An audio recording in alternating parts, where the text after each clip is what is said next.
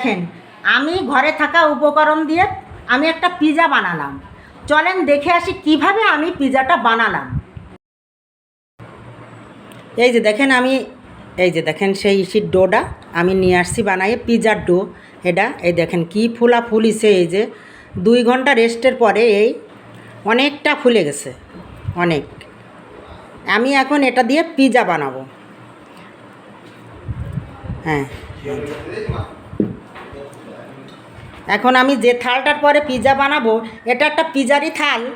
এই থাল এরকমই থাল লাগবে, একটা পিজার থাল হলে সবচেয়ে ভালো হয়। এই থালটা হচ্ছে পিজার থাল। আমি ওর পরে একটু তেল দেব যাতে পিজাটা না লাগে। এই দেখেন আমি দিয়ে দিচ্ছি তেলটা। এখন আমি এটাকে চারিদিকতে দিয়ে দেবো, সব পাশেই দিয়ে দেবো। এই যে আমি এখন এই ডোটা এর ভিতরে দিয়ে দেবো। এই যে দেওয়া হয়ে গেছে। এখন আমি এটাকে চারিপাশে মেলাই দেবো।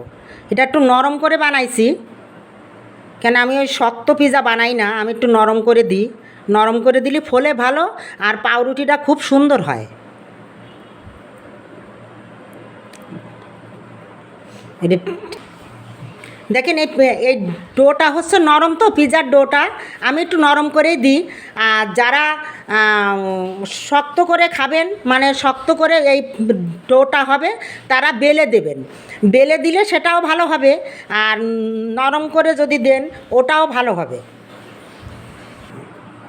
এই যে দেখেন আমি এখন মাংসর সেই ডোটা আমি এখন পিজার পরে দিয়ে দেবো। এই হ্যাঁ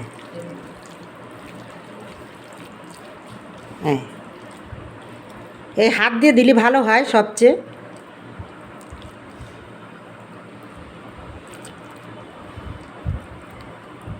এটা যদি ওই ইসের মতন ঠুটির মতন বেলে বানান সেটাও ভালো হবে, তা সেটা একটু শক্ত হয় আমার দ্বারে, কিন্তু এই নরম করে ডোটা দিলে এইটা সবচেয়ে বেশি মনে হয় স্বাদের হয়। এই যে আমি এখন এই টমেটো সসটা ওর পরে দিয়ে দেবো।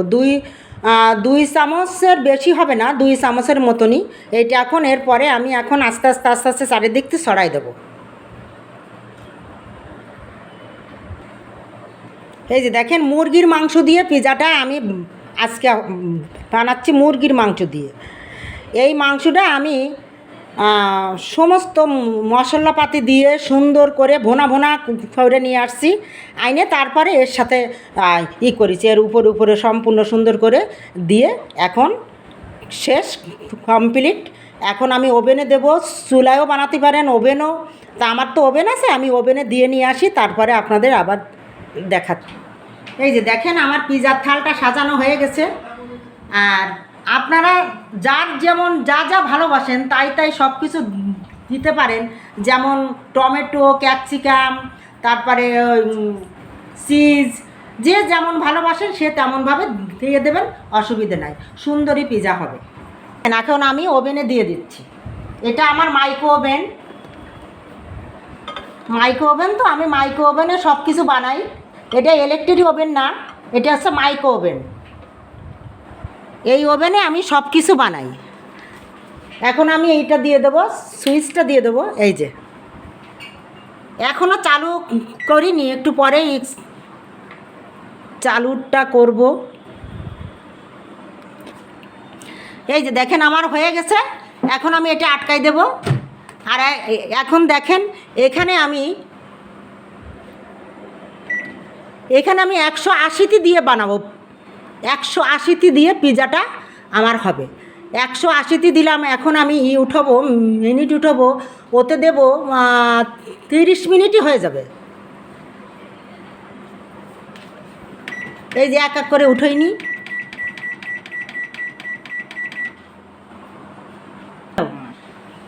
এই যে দেখেন 30 মিনিট দেবেন। 180 ডিগ্রিতে দেওয়ার পরে 30 মিনিটে পিজা ওকে হয়ে যাবে একদম। দেখেন এইটা হচ্ছে মাইক্রো ওভেনে এইটা লাগবে সময়, আর ইলেকট্রিক ওভেনে আরও সময়টা কম লাগবে। আর যদি আপনাদের ওভেন না থাকে তাহলে আপনারা চুলায়ও বানাতে পারবেন, অসুবিধা নাই। এখানে আমার পিজা বানানো শেষ, এইমাত্র ওভেন থেকে বের করলাম। আপনাদের যদি ভালো লাগে আমার মতো করে পিৎজা বানায় খাবেন আর কমেন্টে আমাকে একটু জানাবেন।